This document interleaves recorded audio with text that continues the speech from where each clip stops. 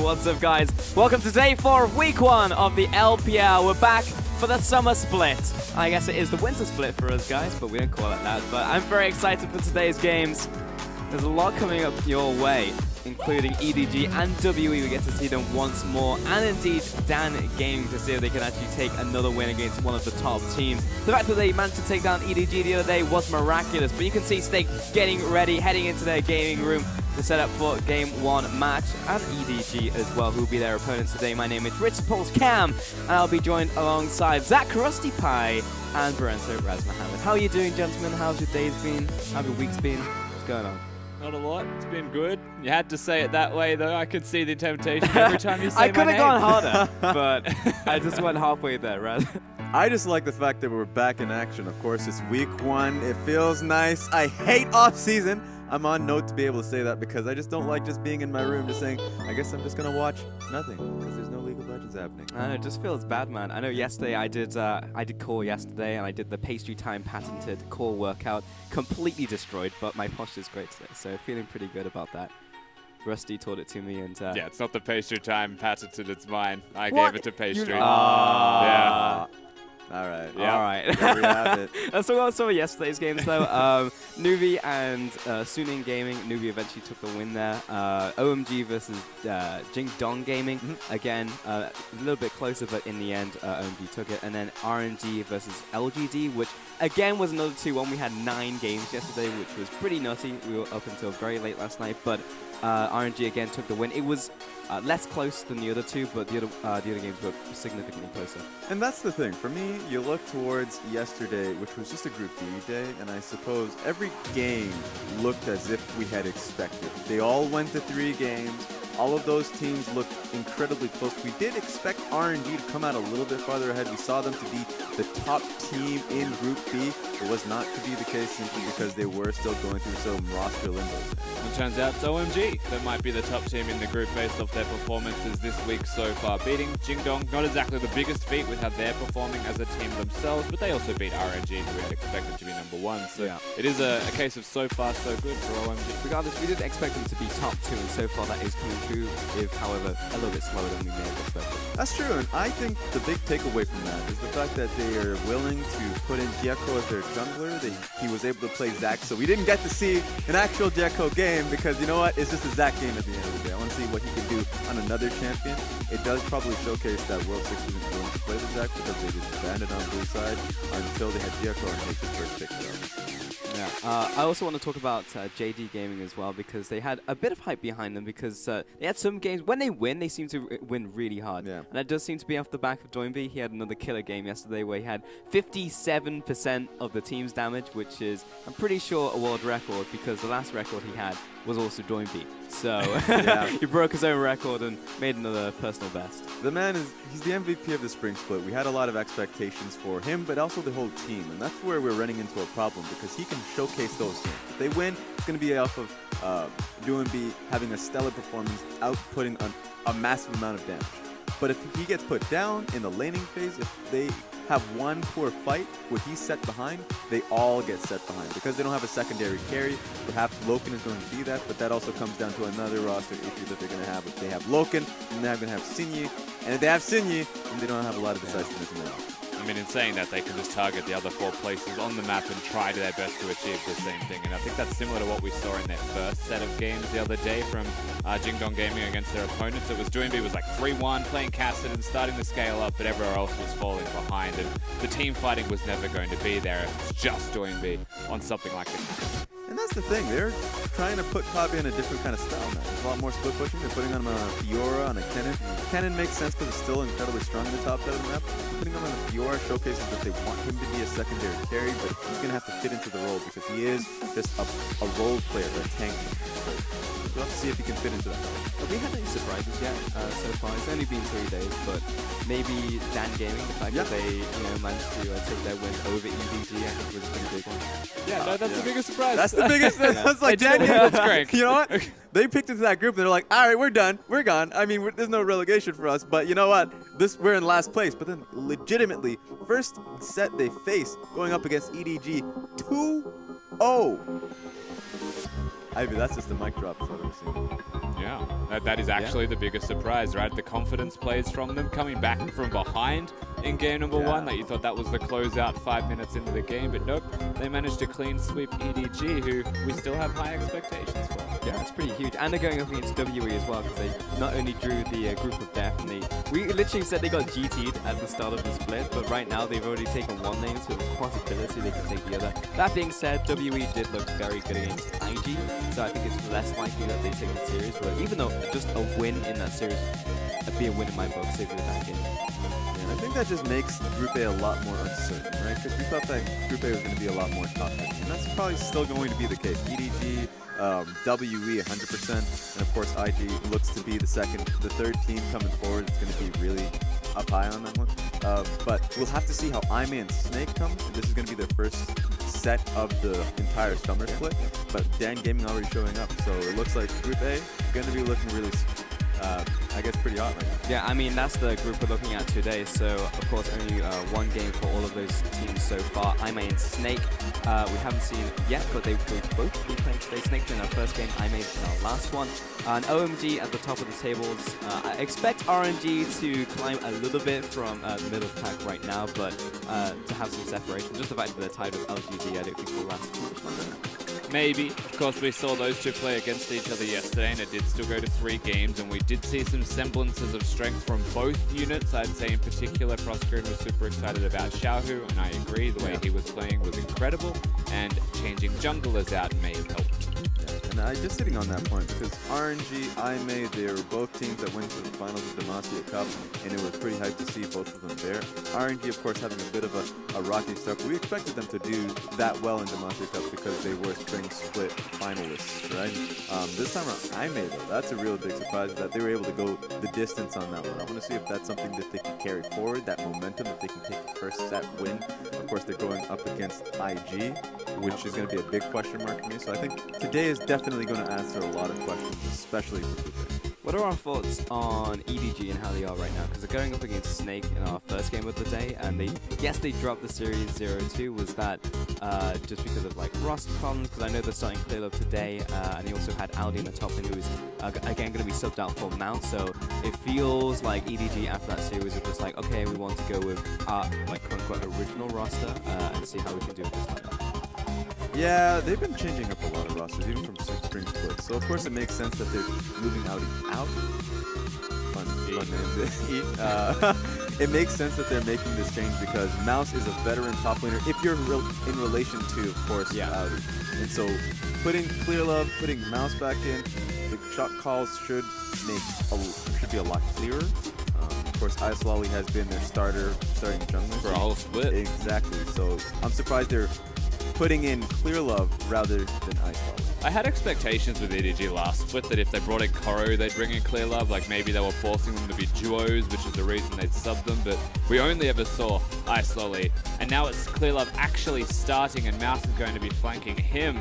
The EDG roster. This is one of those rosters that you would send to Worlds and say this is a strong roster. The unit of 5, very impressive with a lot backing them, but they aren't performing to the level that you expect of them, the level of the roster that we did send to Worlds, and it's not as simple as saying that Deft is gone, that Pawn is gone.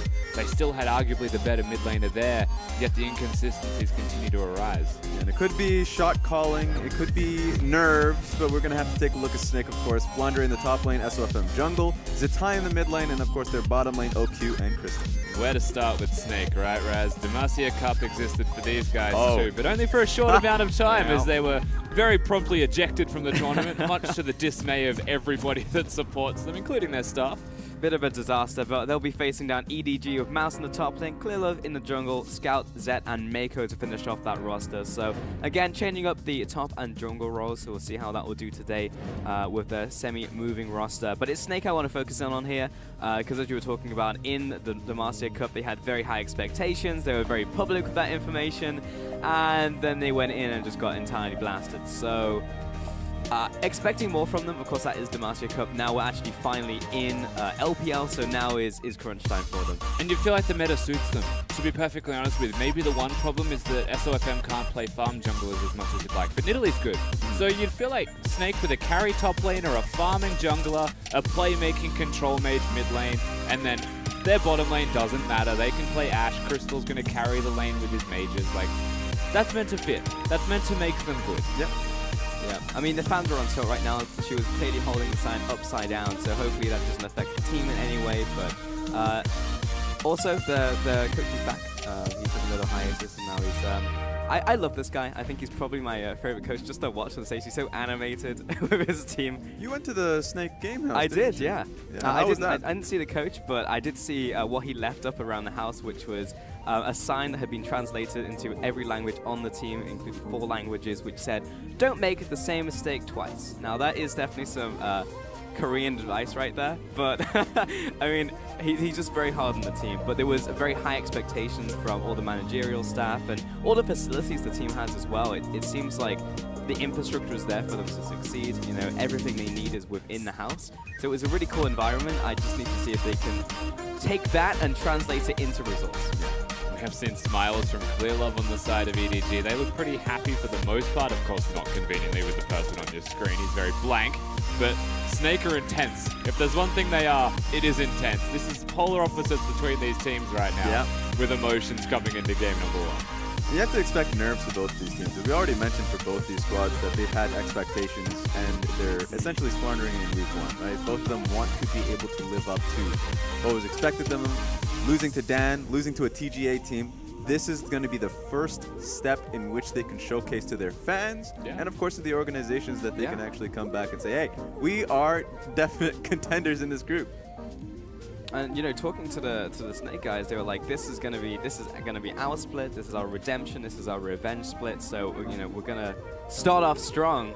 And they're up against EDG to start. So, I mean, I would say that they're a slightly wounded animal. The fact that they did lose a game up against Dan, but we'll see if they can do it. Zach, do you have a prediction for this series? My name is Rusty. Thank you. Zach Rusty Pie. Rusty Pie. I give it to EDG. EDG. A safe bet, for sure. But we'll take a look at champion selectors. It's coming in here, Snake versus EDG. Elise, Kenan, and Zach to start us off. And Fiora and Rengar from EDG. The Rengar makes some sense. The reason why is because Zach was the ban on blue side for Snake, which showcases that SOFM doesn't want to play. He wants to be able to impact the game through his Sin play, perhaps. The Rengar is a natural ban against SOFM. It's something he favors. So maybe, I guess, a jungle-heavy focus on the first phase. I wonder what the second jungle is going to be, though, because we expect there to be at least Ali Sin. Maybe we see Nidalee, which we've had a resurgence of in the last couple of days, but definitely just open up the pool in the jungle. Last ban is Galio from EDG, followed by a first pick Thresh, which we're seeing so often, actually, in the LPL. Jarvan and Ashe will be the first rotation from EDG, however. And so the Jarvan is just being picked up because EDG structured it in that fashion, banning out the Galio, the Fiora, and even Snake helped it along with the Kenan ban. So Jarvan is just that top-tier top laner at the moment that's really up there, so it makes a lot of sense. And Ashe is just natural. You want to be able to get your AD carry out of the way, and it's either Ashe or Varus. We've seen a lot of Varus coming out of Zed, so this time around he's going to have a lot more playmaking with his ulti. And a very early rotation of Kled to come out here for Flandre. So, I mean, I like to see it. I love watching and casting some Kled, but we usually don't see it so early on unless you've got Gimgune in the game. Or even 957 recently, right? Ah, recently, yeah. That's the thing. I was wondering what would Flandre look to pick this time around. Last split around, he underperformed. He would play tank-like top laners like Gragas and all that. So he did lackluster. Exactly. And so he is now looking to start off the split as a pure split pusher, or even like look to flank. So this is going to be Snake. It looks like they have their outright plans going through this one. See if he can get the Kled going, if Flandre can get unlocked, and of course Kristen on Thresh. He's an amazing Thresh player. For sure, and he's going to be laning alongside of Varus on the side of OQ here. So both the AD carries out of the way. Braum for Mako as well, so bottom lanes are done and dusted. We're now waiting on most of the top side of the map. No junglers yet from either team. That's a lot of teamfight setup for EDG already. I would have liked the Tom Kench into the CC in the bottom lane of Snake. They have the Varus ulti, they have the Thresh hooks, so Tom Kench would make a little bit more sense. But Braum, as you get out of the laning phase, hell, in the laning phase, you have a lot of 3v3 setup in the skirmishes. But out of that as well, it looks like Braum knockups can really get you going in these team fights. So that's going to be EDG's focus. And of course, it's Mako. Mako's Braum has always been spot on. I am very excited for the jungle pickups now because Lee Sin has just been banned from EDG. So we're going to A/B tier picks now out of the S tier. So I don't know where we're going, but LeBlanc banned out along with Rek'Sai. Oh my god. Okay, so there's like Gragas still available. We're in the dark zone right now. This could be a Jarvan jungle. I'll tell you that right now. With how far we've gone down, this could be a definite Jarvan jungle. Let's see some buy, man. I mean, Bebe's not on here. No, but as soon as you get into the B tier of Jungle Rise, so many different picks open up. That's true. I mean, where else would you go from here? I mean, Gragas is still up. You could have Jarvan jungle, Rumble maybe. Nidalee is also another one as well. Yeah. Clearlove is not too much of a Nidalee player. I would expect that to be an SOFM pickup. Oh! Evelyn is the Clearlove special. Now, I love this. I'll tell you why I love this. Remember, MSI win. That was the surprise pick from Clearlove, and it's not a surprise any longer because that is the Clearlove special. Now, if there's one way to get Clearlove's confidence back, it's going to be him back on Evelyn, and this is going to be beautiful. This is the OG pick. You know, so many times I heard about the drafting from EDG, and they would say, hey, if Clearlove says, this is an Evelyn game, I want to play Evelyn, they just let him. Yeah. It's like, that is the strategy. I remember, look, man. even before Spring Split, when Clearlove Evelyn gets picked, like 100% out of meta. I don't remember the last time Evelyn was in meta, but when he gets picked, he just goes off. And you're like, I want to see this guy go internationally with the Evelyn pick. Yeah. Because if he is that comfortable on the pick, and if the team knows how to play around it, then just let him do it. It never happens. It just means that you have to play in an entirely different way. Yeah. Because obviously wards aren't going to help you. You have to ward the camps instead of warding like the jungle entrances, things like that, where he's going to actually reveal himself. However, Snake have locked in a Sejuani and a Rumble. Yeah, so that's going to be, is that I know. I slowed down for a second. I was like, hang on. All right, this pick ban has gone a little off the rails. So we can just look at, in this subsection, we have Snake, who could have Kled mid. We've seen Duan play Kled mid last split. Very likely could be Kled, or at least Rumble mid. But we're going to have to wait until like 20 seconds until the last decision's been made. 20 more seconds until they actually need to lock this in, because they could all flex. Because I understand why Kled would be picked into Taliyah. Because Taliyah is one of those picks that, sure, Taliyah gets shoved a lot of the time, but she never wants to be in a trade or all-in situation. And Kled, if he can get items, if he can farm person to a point where he can all-in and dodge around the flicks that Taliyah's trade is based off of, there we have it. That is Kled mid. Kled mid, Rumble top, Sejuani jungle. This game went way out of control. As soon as I saw all of those junglers being banned, I was like, something is going to happen with this champion select, and it's going to be crazy. We get to see Clearlove's Evelyn in the jungle as well. It very much feels like the coaches were laughing when they had it left off the stage. I could tell. And remember, here's the best thing about this. This is the neighborhood battle. Snake versus EDG, because in this one neighborhood, you have the game house of Snake, EDG, and IMA. So there must have been some talk. They know each other very damn well. So there's a lot of rivalries actually in the neighborhood. I was talking to one of the managers, I think it was from IMA and actually Snake, and they were saying that when they have matches against each other, they often like make bets. It's like, all right, if we win, you're buying us food for the next week. And it's like all the players will have to hold their like heads down, and there's just a lot that goes, because the players see each other almost every single day because they're on the same kind of campus. So there's a lot of rivalry, a lot that goes into these matches. So the fact that these players a lot of them are smiling right now. Well, Clearlove went from smiling to actually being very serious because a lot's on the line for him. But this is his pick after all. But you know, it's just cool to see that rivalry, and it just showcases that there is so much on the line for the team. Even though it's week one, and game one for Snake specifically, both of them have a lot on their shoulders. They want to be able to take this set because it would prove so much for their organization, but also if they lose this set up against their neighborhood friends, there's a lot of laughs going to be behind their back. 100%, Raz. And the fact that EDG have already lost the series this week against Dan Gaming, for them to make it a 0-2 week in their first week in summer would be absolutely horrendous for EDG. So they can't afford to lose face, but there's so much riding on this single match for both these two teams. And we're starting off with an Evelyn jungle, a Sejuani, and a Kled mid from Snake. I think it could be any better. Let's just unpack this a little more. Double TP, of course, coming in from Snake. So you can tell that they can go for it 1v1 composition immediately once they get out of laning phase. But then the laning phase is going to be a lot more important for EDG because, of course, Evelyn is going to look to impact a lot of these matchups, especially look to bully around Flandre a bit. Mouse is in a good matchup here. Should be able to chip down, harass the Rumble, and never know where an Evelyn is. So SOFM wants to be able to invade, get at least some wards down to find where Clearlove is tracking and where he's chasing. Good die. Chased down by Scout. Should be okay to pick the Winter's Bite on top of that as well. So going to be walking into mid a little bit crippled from Scout, whereas Clearlove is starting off and able to kite out most of these Raptors using the hate spikes. So it's one of the things that you can do as Evelyn.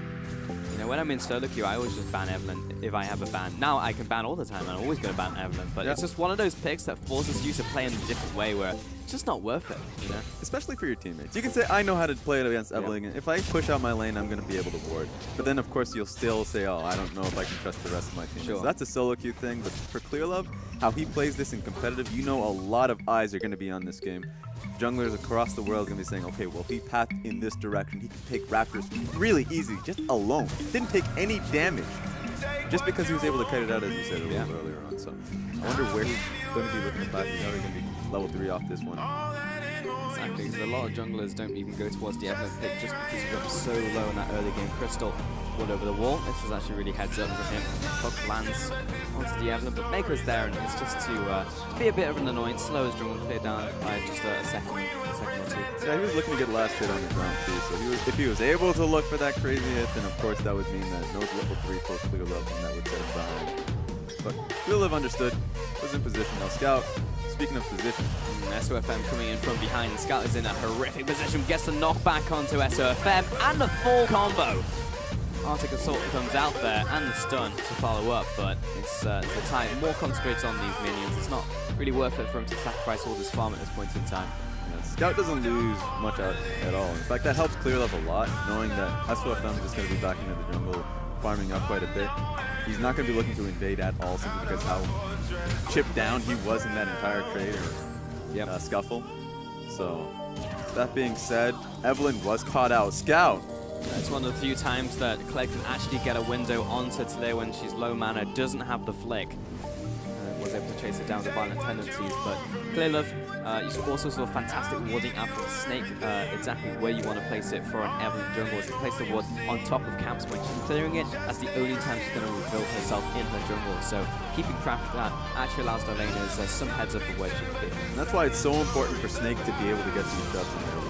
For Zatai to be able to get the trade as he did there. And he wants to be able to keep Scout in the lane, even though, of course, like if he can keep him in the lane with the trade that he has, the longer the better, so he can keep the wave shoved in, or at least in a good enough spot for him and for SOFM, so the team can look into invade and get proper wards. The fact that Clearlove also managed to recall outside of vision means that Snake, currently dark, doesn't have any information on where he is, and unfortunately, EDG are the one with the Ashe pick. And Snake would definitely prefer if they had the Ashe here, just so they could get, again, more information on what Clearlove is doing, but bit of trading in the bottom lane. We haven't seen a big Clearlove gank just yet, but he's ramping up. He has the Chilling Smite, so you have to think that he will be going for a gank shortly. Maybe when he hits 5, will be maybe another camp after these Raptors. Yeah, this is going to be hard for him. It's always hard. He's probably just going to be looking to just completely farm out because these lanes are so hard to really impact the game. Fun thing about this one here is EDG is having a lot harder of a time in the laning phase for in the solo lanes, simply because of how many Doran shields are really coming out on the side of Snake. That being said, Clearlove, he's going to be taking a look at it. Going to give it a shot, but of all the lanes, the tie is going to be very difficult to kill.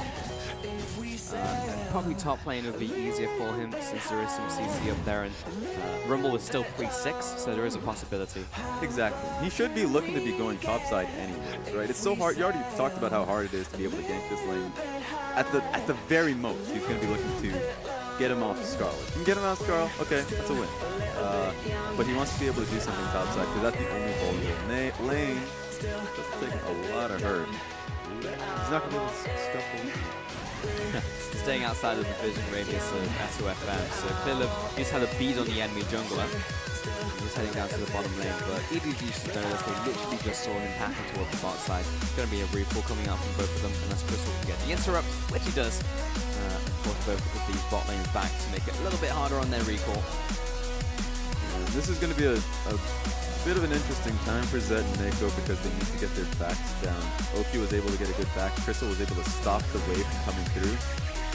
Zed's gonna stay. This is really bad for Zed.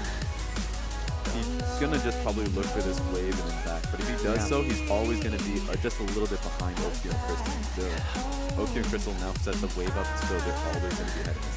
Yep. Big tempo push there. Unless Clear can get himself involved. Got into this mid lane at level 6, so it's a tie. Big roaming potential actually from both of these mid laners.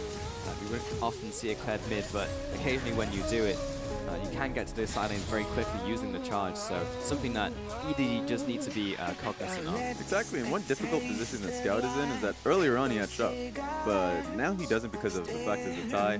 He can force trade, so Scout has to stay a bit of range back, and then he can just auto the wave with the TMN. And so it's going to be pretty quick and easy for him. And with Flandre and SOFM now controlling the top side of the map, he suddenly has to be afraid of his own life.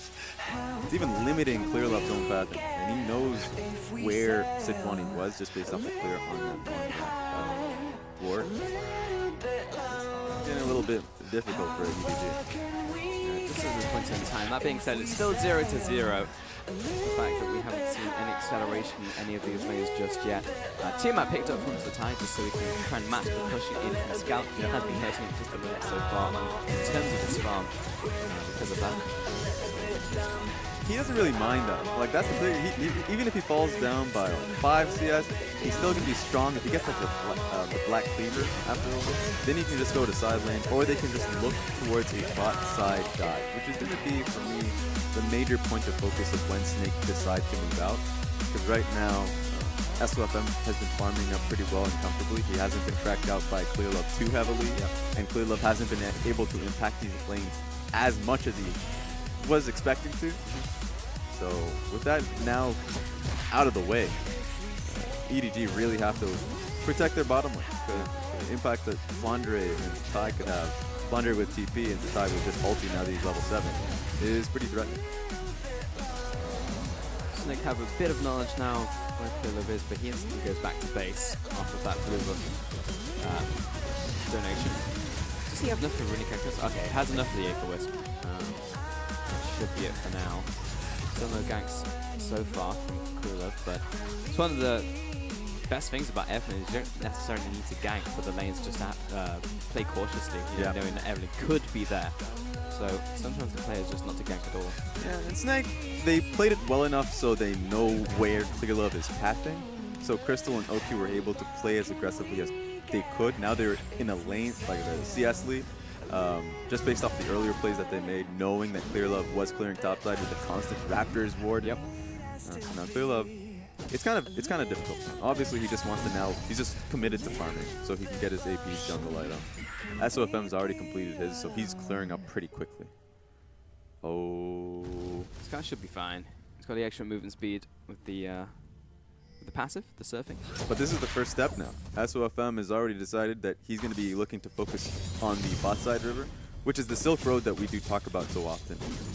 If the bot lane dive is the dive that we're focusing on, if you look where Rumble is currently, he's kind of hiding in the lane. A, because he doesn't know where even Jarvan is, but B, this play is about to happen. Well, that was an unfortunate time for Chris to go in because Clear was there and ready and waiting for the first blood. Flandre completes that TP. Cataclysm right on top of him. He should be going down. Maybe they can trade the Jarvan for it. SOFM. Last auto attack coming in from Oki will secure it, but it's still a 2-for-1 trade. A Scout is getting torn apart by Zatai off to the side. Good stun out from SOFM. Could be the second kill in for Oki. Doesn't quite happen as Clear turns it around, but in comes Zatai. Clear flashes away, but he's taken out by the violent tendencies, and now Scout under attack, but it's Kled who's dismounted, and his mouse coming in for the second kill, and round 2 for another one. OQ tries to back away, but the drone will spot him as he jukes into the brush. The flash in from Mouse, and the turnaround doesn't happen from OQ.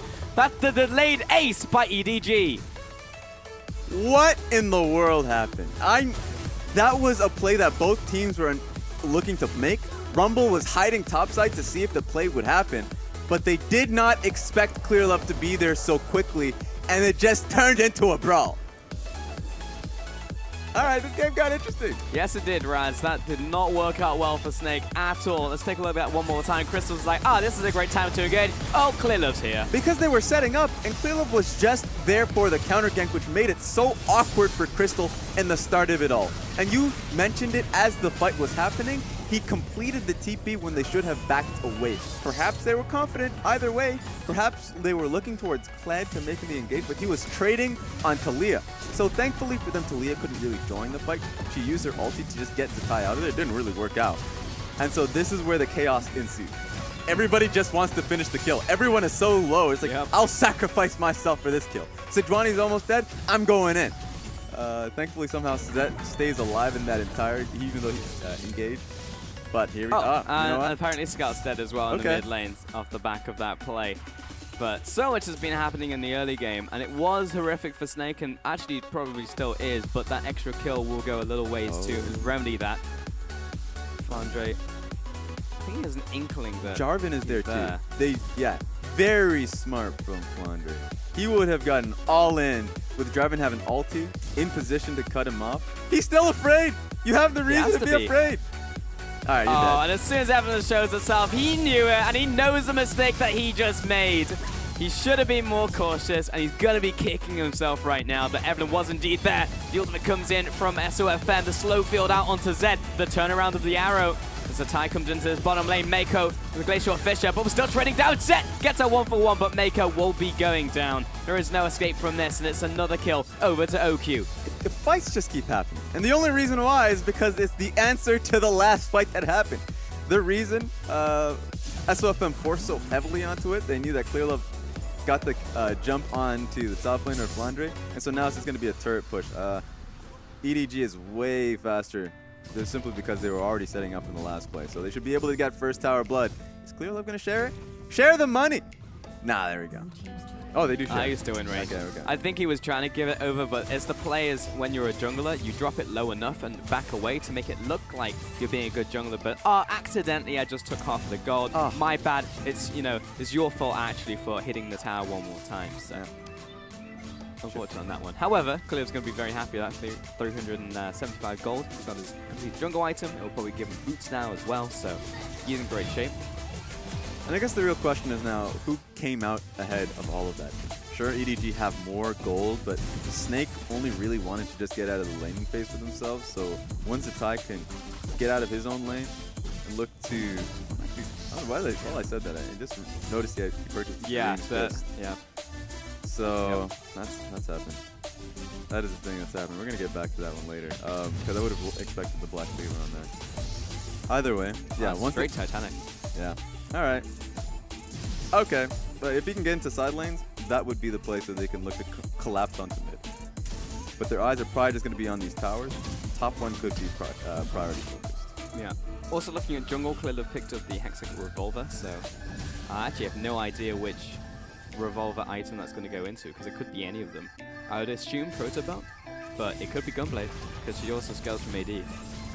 Yeah, that's true. And Izoloki would go towards Proto Belt, so I would expect the Proto Belt. It would make sense for the hate spike and the stick, but it literally could be any of them, because I could see use in any, including the Super Zerker, so we'll see.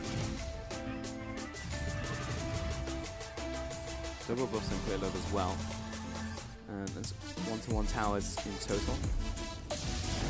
Herald's now going to be taken. I don't think there's any contest available for EDG. Yeah, Snake was just a lot faster. We'll get a bot tower maybe from the side of EDG and maybe a Cloud Dragon. So it's not an awful trade. Just depends if EDG can mount a solid defense against the Herald now. That's the big point, because what's the defense going to be put there for? A lot of teams, they do use the Rift Herald to just see if they can get the cheap tower. Like, oh, we're going to put it mid just for the sake of the tower, right? But then you see a lot of Q plays happening where they set it into a lane, and it could be very well mid, so they can look for deep wards on top side or deep wards on bottom. They already have really deep wards top side, so they could just sit on those few control wards that they already have and try to send their Kled top just so he can cut in and look to get the mid lane turret. What that does mean is that if they can throw Rift Herald right on the next wave in mid lane and have Kled look to pivot top, they can get an immediate dive. That should be their focus, but it looks like they're setting. It looks like they're doing this. Just OQ wants to be able to clear that bot wave first. Yeah, they also sent Crystal down there, so I'm wondering where he's actually going. Oh, okay. No use him being there, but SOFM was jumping in. Arrow lands right on top of the Sejuani, and the CC chain knocked back in. Couldn't get to the Lantern. Thought he was going to be able to make it out, but it was not the case. Flandre gets 2 nice slowdowns onto EDG, preventing the kill onto another one of his allies. But OQ, with that wave complete, he's going to go back to mid, but it's a time split pushing in the bottom lane for this tower. Meanwhile, Kalilov has located Crystal, but with the Cataclysm on top of his head, he's not going to escape from this one. 2 more kills to EDG, and most likely the mid tower here, Raz. The entire lead that Snake built up for themselves has just been washed away, right? They could have just went bot, they could have went mid with their Rip Herald. Now they lose a mid lane turret and kills just because SOFM became greedy. He saw a potential pick rather than going for the play. Zatai could find a pick for himself. Well, he didn't land the bear trap on the rope, so he should be okay. And Scout might be able to turn this one around, especially with Clearlove being here, and this should be the kill. Just a feel bad moment on Zatai, but it was all down to that sidestep in from Scout.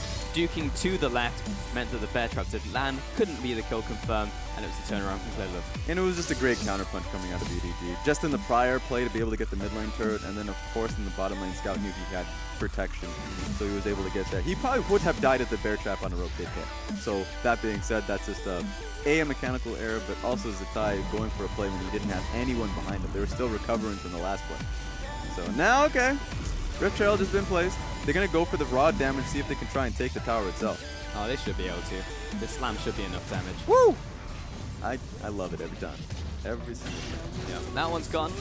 So it will be mid tower going down. And that does equalize towers, so at the very least, the tempo that was lost by taking the Herald is now caught back up again, and a little bit of net gain from Snake, but it's still a 2,000 gold advantage.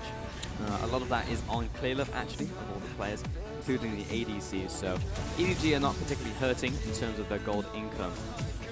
In terms of skirmish power, Raz, where would you give it right now? Still EDG? Good question. I'd say EDG if they, of course, they have the CC and ultis ready for Miko and Zed. That being said, the Snake should be in a better position simply because they are now finally have their side laners in their side lane. It's a good response from EDG to set Ashe bottom lane, but theoretical play should be for Snake. Just send, of course, Rumble top, get the waves pushing, and now that the dual lane are bot side for EDG, that's when the mid lane should be hard pushed in, and Ashe should be called mid. So it's a lot easier for Snake to just play it slow and patiently and push them in, because their next objective should be the dragon. Even though it's going to take a little bit of time, they should be able to strangle the map in their favor. But EDG... Well, Flandre is caught out in the side lane. Oh my god, the damage from Clearlove. Tries to flash away, but you can't escape from a Cataclysm. Scout following after SOFM, and he goes for a weird flash, but he knows the tie is coming. This could be the turnaround from Snake. SOFM still alive as Scout goes down. Mouse over the wall, the whole flying drag switcheroo, and the whole team makes the escape over the blast cone. It's a 1-for-1 trade mid laner for top lane. So 1-for-1, but EDG are still making looks and still making plays when honestly they shouldn't be able to. That was just a mistake that Flandre made initially, getting caught pushing top too much rather than just waiting for mid to make the initial push, right? So this is something where Snake just needs to relax and calm down. Now it's a moment where EDG can get the lanes shoved back out and put proper wards out for the dragon that's going to be coming up in a minute 30. So even though it was a trade, it was a good position for EDG to put themselves in. Yeah, for sure, especially with the damage coming in from Clearlove. And I want to revisit Flandre, talk about him as a player, because we were saying in Champions Select how, you know, last split, Flandre didn't have the best split. Flandre was definitely underperforming. His TPs were all over the place.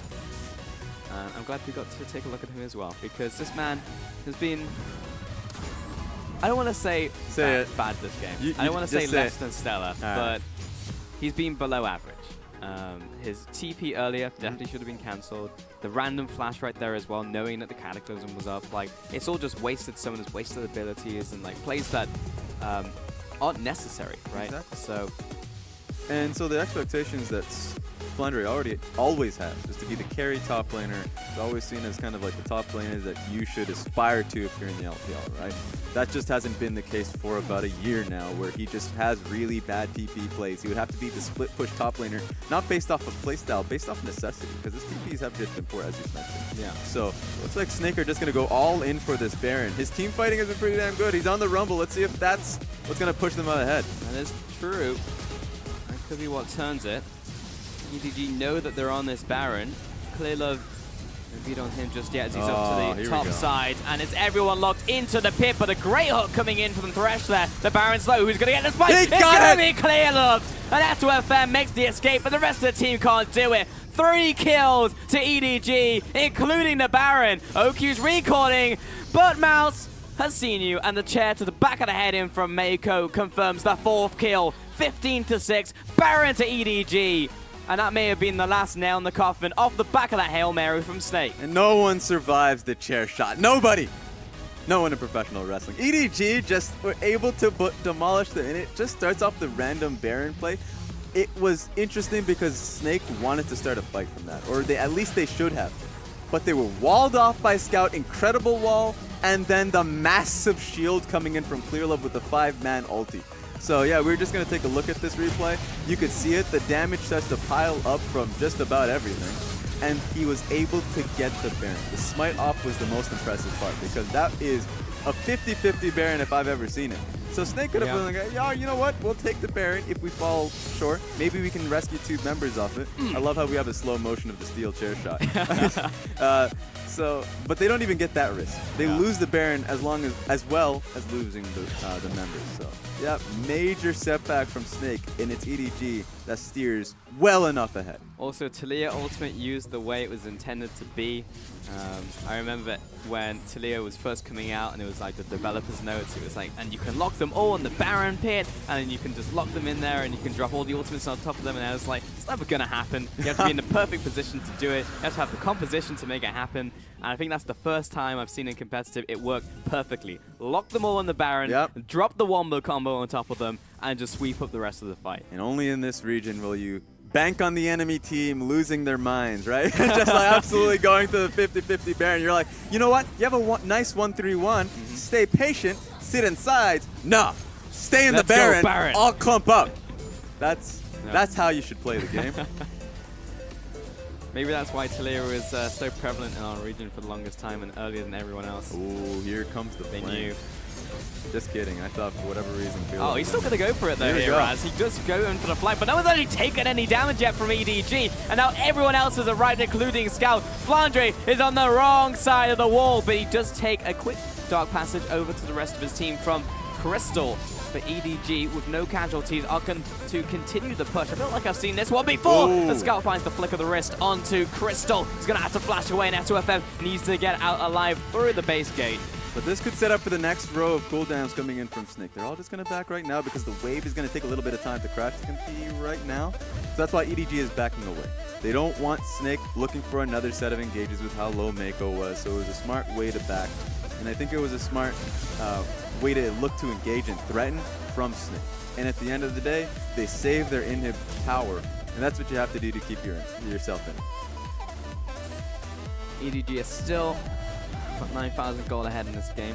Still have the Baron for a little bit longer. But it does seem like an EDG game to lose. I say seem, but it is. But Clear Love also went for the Protobomb, so our questions were answered on that front.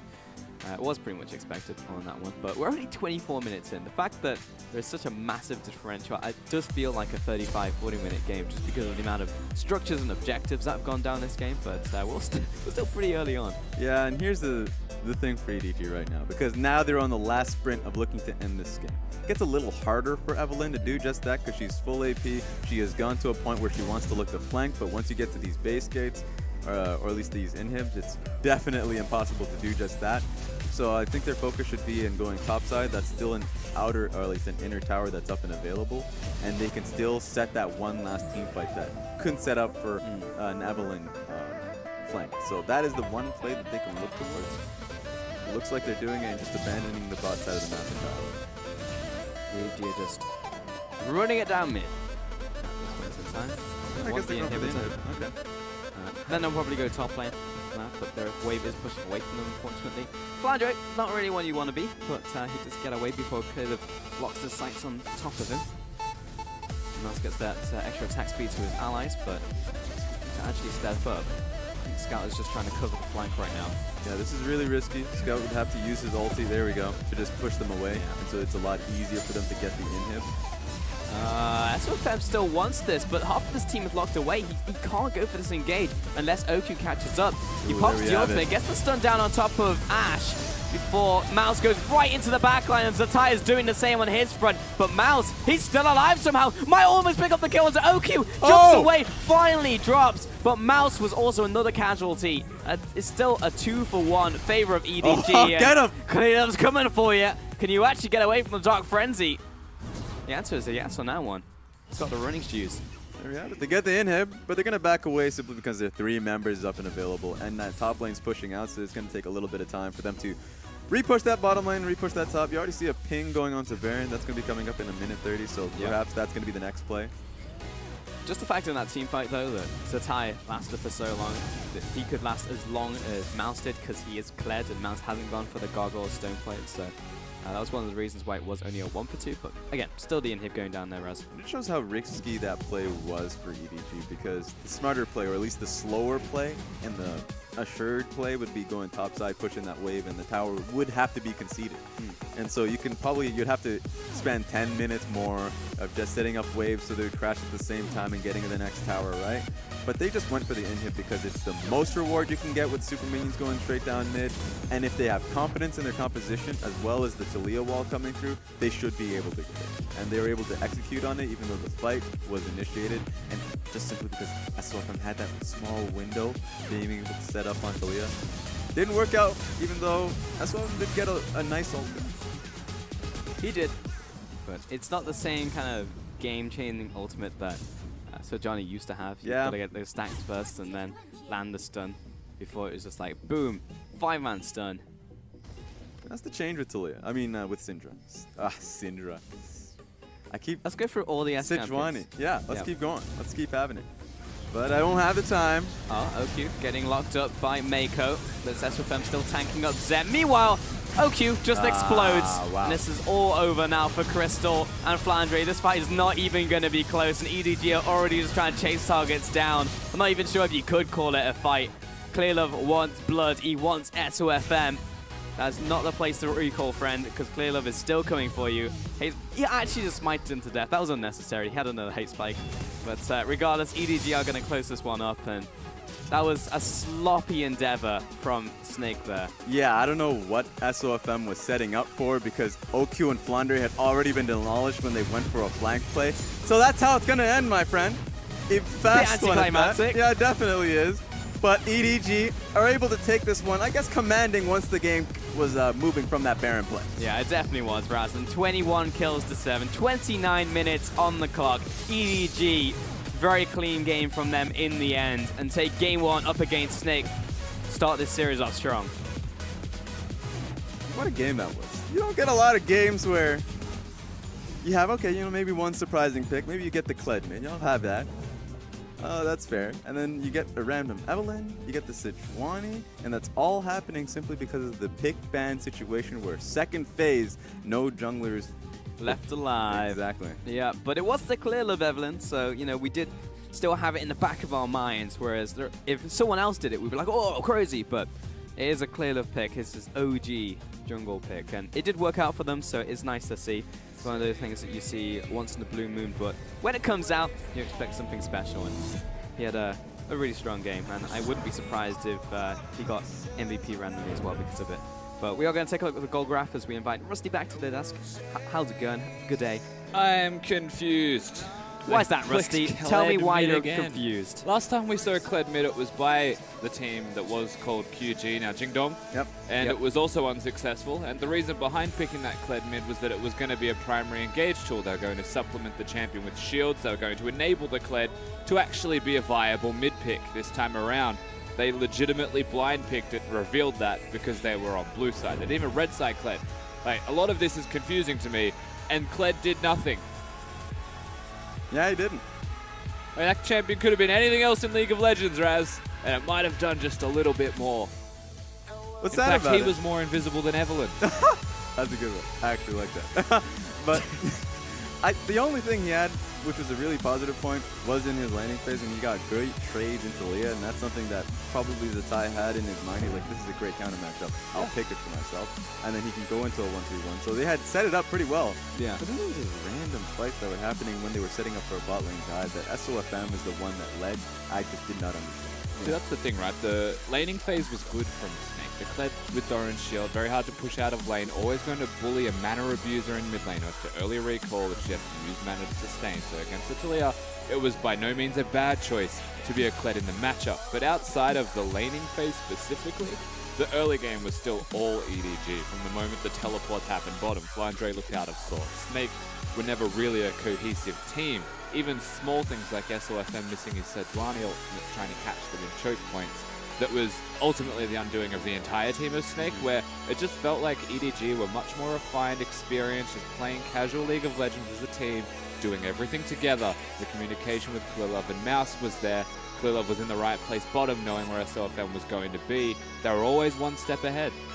Yeah, they really were, and it got to the point where, as you said, it was kind of like the shotgun approach, but most of the shots missed. We had a couple that landed, like bot lane, there was a couple kills, like mid lane, but that was a delayed ace, like 8-9 minutes into the game, the fact that you have that happening. And of course, the team's now going to snowball out of control when you hit the mid game. Evan's going to start roaming, like they couldn't win any of the skirmishes. Then we had the Hail Mary Baron. I mean, was that actually necessary at the point? Like, I understood it, but it was still very early on into the game. What's fun about this is that it kind of reminds me of old EDG. Remember that 8-minute bottom lane play, as you already mentioned, Yeah. where you just all in on these certain plays. Remember 2015 LGD versus EDG. Of course, Clearlove 7. knew Who it. was surprised about that? The Evelyn play feels like whenever he plays Evelyn, they just gift him the MVP. He played really well. So, but just to hit on the point, EDG, they all in on the play. They were much more structured around the play. They get the win. Snake, a la classic Snake, the random Baron when they were set towards a completely different composition. Classic. Yeah, I mean, there's very different styles of these teams, right? EDG, Snake, this is the Baron. Thank you for bringing up my replay for me, Raz. You actually anytime. nailed it. This is the big example of the Talia combo that we were speaking about. But not just that. Clearlove gets a 5-man ultimate. Jarvan gets a 3-man flag and drag, not even his ultimate. Like, everything here, definitely desperate from Snake. And the reason that it's desperate is because if there was one team composition that you don't want to fight inside a Baron pit, it was EDG's team composition. The amount of zone control that they have with Eve, Jarvan, Braum, like literally all of it just running at your face. Even Talia, like, it's pretty nasty, but Snake still took it on and stood inside the pit. They wanted to be invisible. That's the only reason you'd stand in the pit. What was the biggest problem of this game? Was it draft? Was it just everything? Like, if you had one thing that you could change going into next game, what would it be?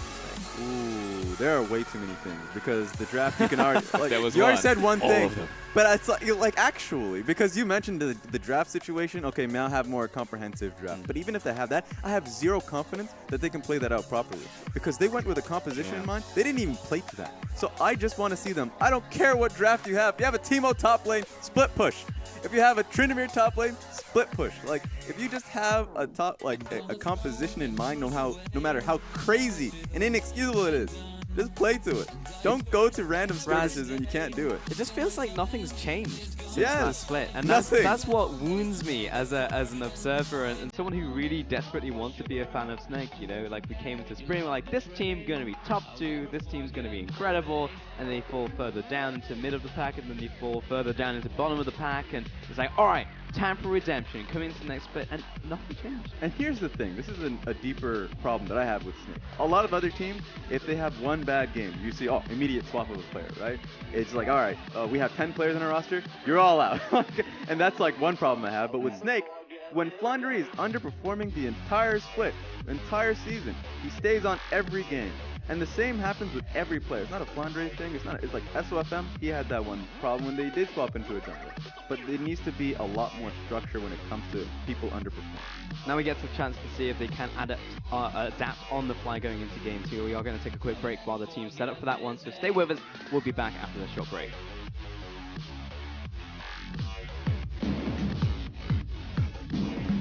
同级含有的敞篷限量版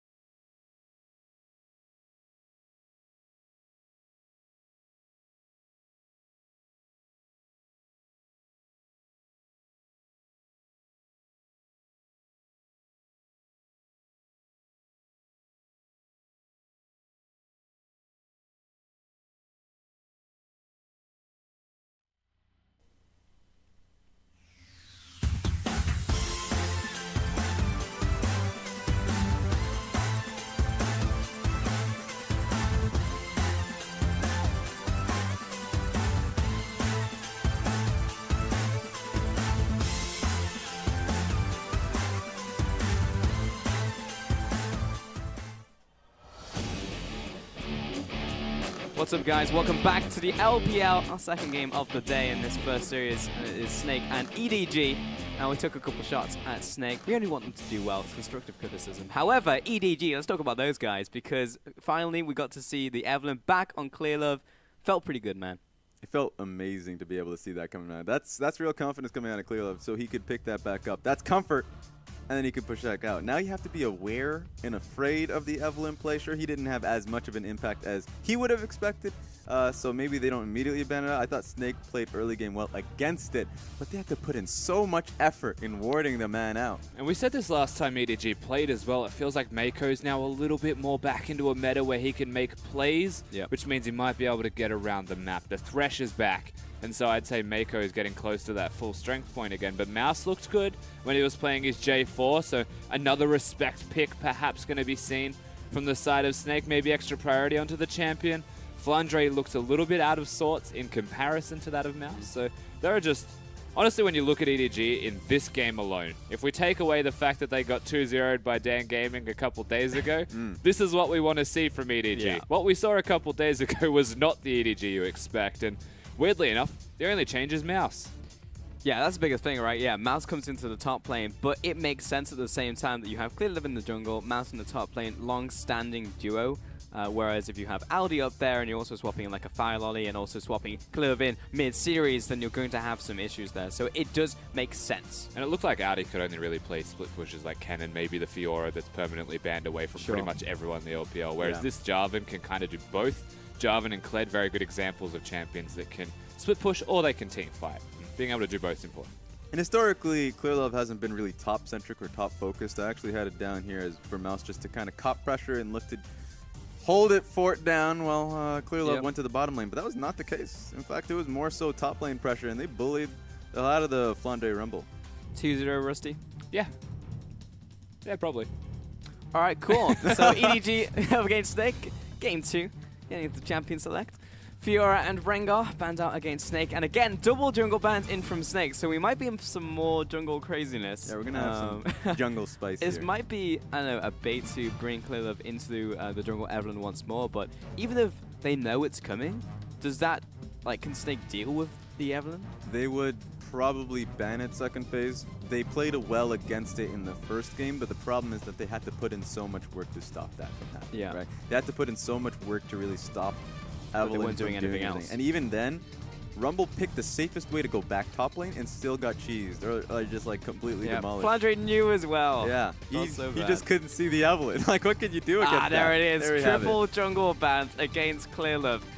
Man, I would never have expected Clear Love to come back and then come back in this form and for there to be triple jungle bans. That's incredible. But it leaves up the Galio for EDG now. So much respect coming in for Clear Love, and that's what a lot of people have to do, put in that respect.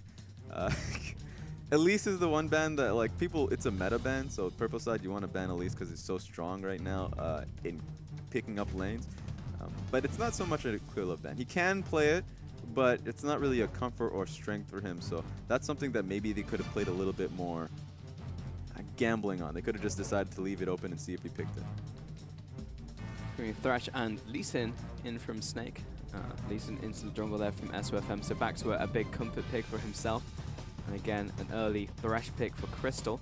Oh, and that's just a Kha'Zix straight up locked in for Clear Love as well, so he already knows what he wants to pick.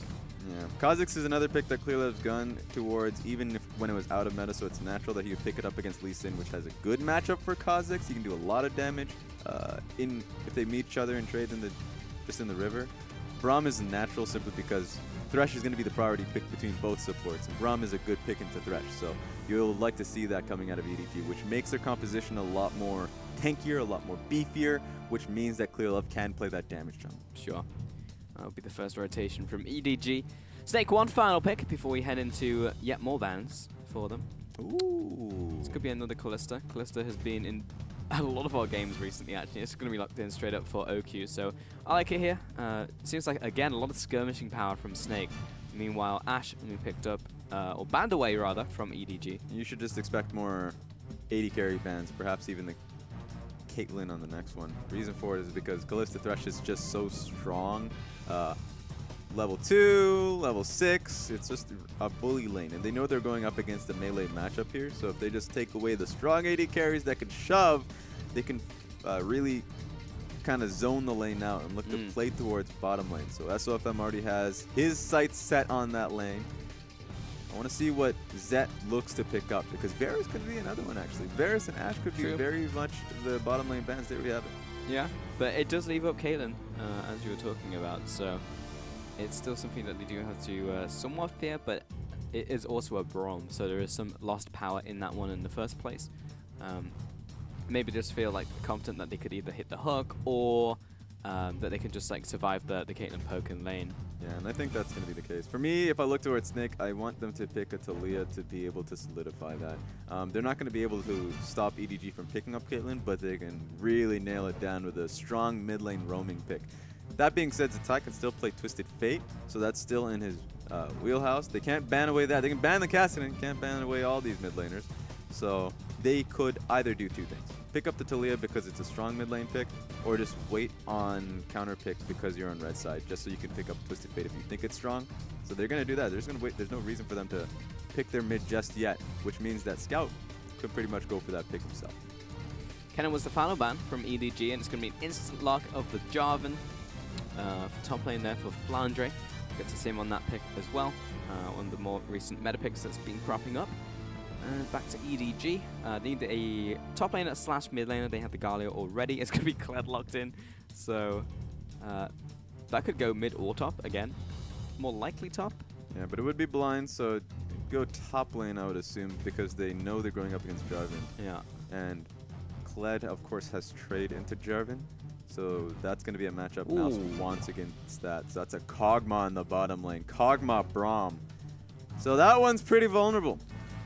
Yeah, but we do have just a straight-up team fight with flank in from Kled here from EDG, so it does make sense. I mean, Kog'Maw or Caitlyn would have been fine here, so it's a little riskier, I would say. Yeah, and now that we know that's going to be a Galio mid, that kind of nails down a lot of options for Zatai. Doesn't want to go towards weak mid lane matchups, because then he would just get his entire damage negated. It's going to be a LeBlanc here for him. Almost necessary, I have to feel, from Snake. You need some way to deal with the Kog'Maw, at least on the flank out from Snake. Otherwise, you're mostly screwed. And they didn't have the option of Caston either. So that's the final pick from Snake.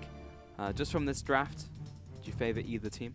Ooh, see, it's tough. I would favor Snake just because they have such an early game strength in SOFM Zatai being on the, of course, a strong jungle mid.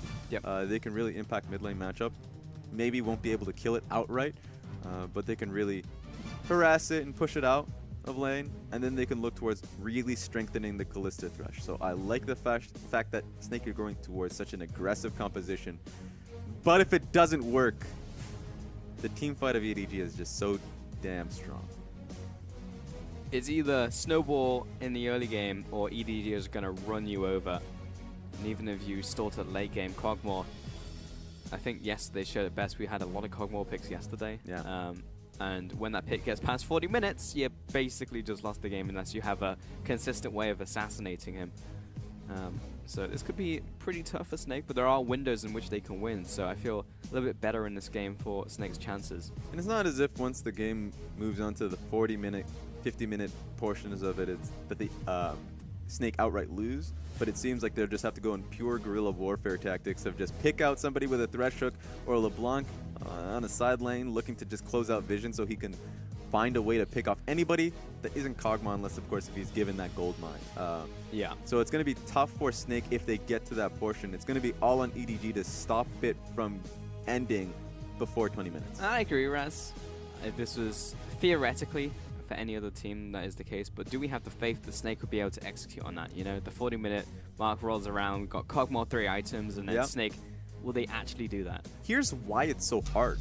They're going up against EDG, and we saw what happens with EDG in the last game, where EDG will commit fully, even when it's not the play they started. The bottom lane fight was all Snake setup, but EDG moved fast. They were ready for the counter gank. They engaged entirely with the people who were in the area. Now they have a Galio mid, so that hero's entrance is an option. Yes, indeed. And let's get into game 2 here. EDG and Snake. It'd be a power statement for EDG just to stomp out Snake here in a 0-2 after losing earlier on in this week to Dan Gaming. Would be a nice redemption for them. And Snake will have more chances to see them next week as well. But still, for them not to pick up a single win here would be a bit of a body blow. And this is what hurts for Snake in first week. Week 1, they only have one set, and their one set's going to be up against EDG. They're already coming in, I would say, theoretically, organizations coming in with low morale because of what happened with TGA, the promises that they made, the fan criticism and pressure.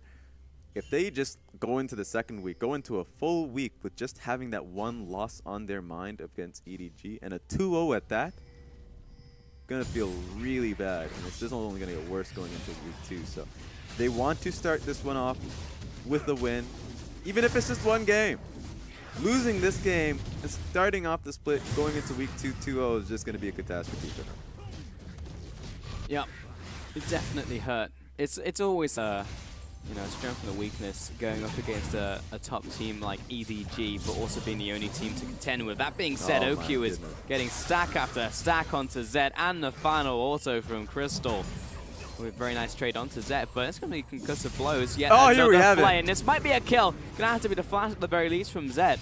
Mako gets chased down there from OQ.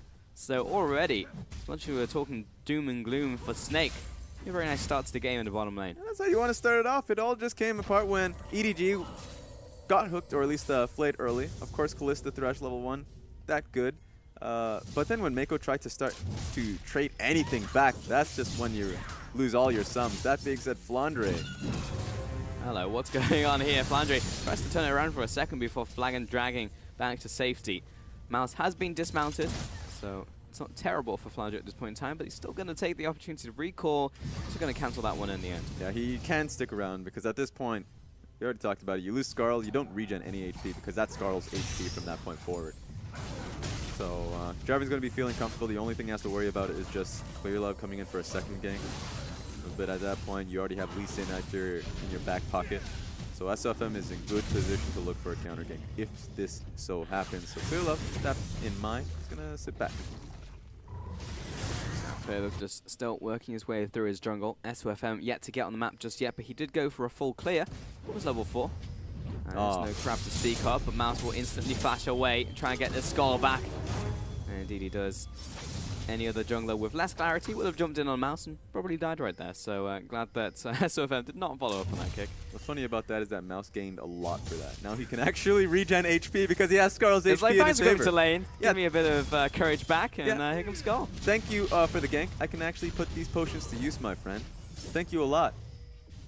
Wow, he actually gained so much HP. Yeah, he's back to full now, so he's still going to recall, but it just meant he could get an extra wave out of that. So feels really good for Mouse right there. That's always fun to see happen. That being said, it's just one of those champions, that like a lot of players, even at like the professional level, they'll go for a gank and just like forget about exactly where the courage is at, as the Ty is looking just to disrupt the recall from Scout right now. And just forget about it, There's like all these quirky mechanics, and then sometimes it can catch up to you. Because it is such an insane champion. His most vulnerable point is actually also his just most vicious point, because you want to be able to gank him when he's Alpha Skarl, but if you mess up in any way, shape, or form, if you just don't have the AD, you'll lose out in a lot. Speaking of losing out, SOFM has to take the Lantern and the Safeguard right on top of it, so he is good to go. Makes it on out, but Clearlove telling him to get off his lawn while he goes back to his Raptors. Of course, SOFM just had that safety because of how well this bottom lane is going for Snake. Crystal can roam out quite a bit, which is something you really have to worry about. 5 minutes into the game, and already Snake is so far ahead. And like I say, so far ahead, like Zet has already CS'd quite well enough for himself, but it's just pressure. Exactly, it's the pressure that Crystal was able to move across the map. That was just for safety to save out SOFM. The next one's going to be look towards mid. Bit of a slight miscombo there from Scout. Did not get his taunt down, so didn't get max damage onto Zatai, but still good nonetheless. SOFM is very low going into that jungle, and he is being tracked by Clearlove. He knows Zatai went past, and good reactions in from SOFM. It's going to be a lot of damage. It's very tempting to go back in on, but with Scout being there, Zatai will jump back in. And Shatter, not enough to kill Clearlo, so both junglers make it out alive barely. Yeah, I was surprised that Zatai didn't fully commit because he does have Flash in his favor, and Scout would not have enough damage to outright kill Zatai. So Zatai would have the ability to do something, but Mako finds the taunt. Mako as well, the concussive blast, but not going to happen right here. Again, Zatai just taking a chunk of damage. And Mako, really smart from him to be able to move out and roam towards the mid lane. He had the ability and freedom to do that because Kalista was still coming towards the bottom lane, just making the trap from base, and Kog'Maw was farming up safely underneath tower. So there's no bit of worry about Zek getting ganked, getting killed by anybody. So make your make some pressure known. Oh, okay, Master's just going right in here because he knows Scout's coming in once again, and he still hasn't even landed a single hit. The flash, the Justice Punch for the kill. Stylish as all hell. Scout with the first blood. And you know what? If he was somehow able to get away from them because he had, or at least he didn't have flash just yet, but if he was able to get away, Kha'Zix was pretty close nearby, so the dive would have happened. Now this is a lead coming in for both Mouse and Scout. Wave being pushed up top, but at the same time Scout gets the kill. So that's a really good start from EDG. No, really well played there from EDG. Gets that first blood. Though it is SOFM stealing away the red buff right here. And Clearlove knows it though. The flash kick and the kill right here. Shorty buys the tie, jumps in, but the exhaust from Mako so perfect as he finds the stun. Zet following after, and the damage from the Winds of War. Scout walks into lane, picks up another one that's spoon-fed to him. And he flashes as well. It's the type that he can get out of it. Just on the last, you know what, if he died just a millisecond sooner, probably wouldn't have been able to use Flash, but Zet is the new focus. Crystal's here, 3 versus 2. It's a good trade so far from Snake, and SOFM confirms the kill. The chase continues on to Mako. And the Icathian surprise pops, but it is a kill in return. So SOFM not dissuaded from that one, but it looked bad for Clearlove, but gotta hand it to Mako. This was real hero. This was beautiful from SOFM. It's sad that he couldn't get the kill affirmed. In fact, Zatai was sad for him because he did all he could to try and get it down, but Mako with a perfect timing on his exhaust. And yeah, all of that. And Zatai uses his flash as well, so he's going to be a little sadder now. It's going to be very sad, the fact that that killed, the flash animation went off, and yet the Winds of War were still on the other side of the wall. So that's just one of those things. Sometimes it happens. Sometimes the game mechanics help, sometimes they wreck you. And that was just one of those times. So 2-1 in total. EDG still have the advantage. And the fact that 2 kills are now on Scout, good luck to Zatai ever killing him. Early kills onto Galio is an absolute terror because he just doesn't die in team fights. Yeah, it was already going to be a difficult lane for Zatai because he wasn't going to be able to get pushed on Scout. Now Scout's going to be really feeling comfortable with the magic resist he has with the cowl. So if he just pushes up mid, that will create so much space for the bottom lane that he can now roam and have vision towards bottom side. That Mako and Zek can farm up pretty safely. This is going to put a big hamper to Snake, who really need an advantage early on in this game. Yeah, very important to do that. Glad you mentioned that one, Raz, because they are somewhat up against the clock.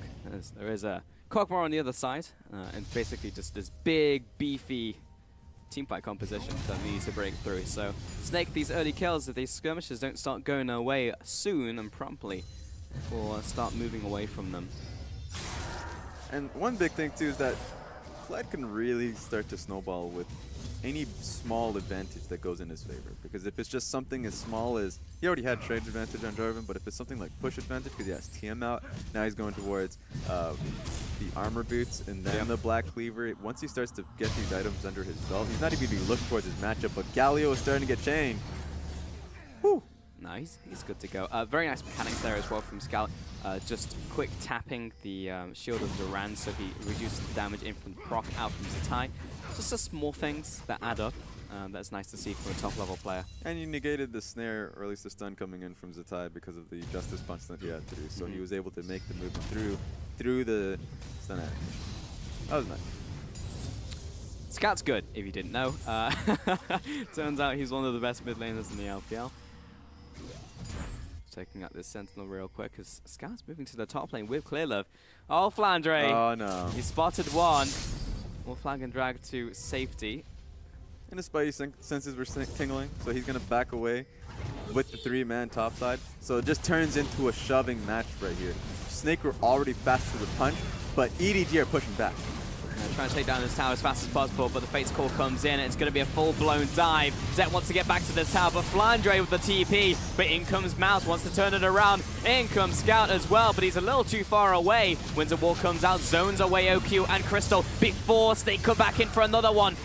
Mako goes down, and Zatai roaming in from the mid lane. They should surely be able to kill Scout, even though he's a monster right now.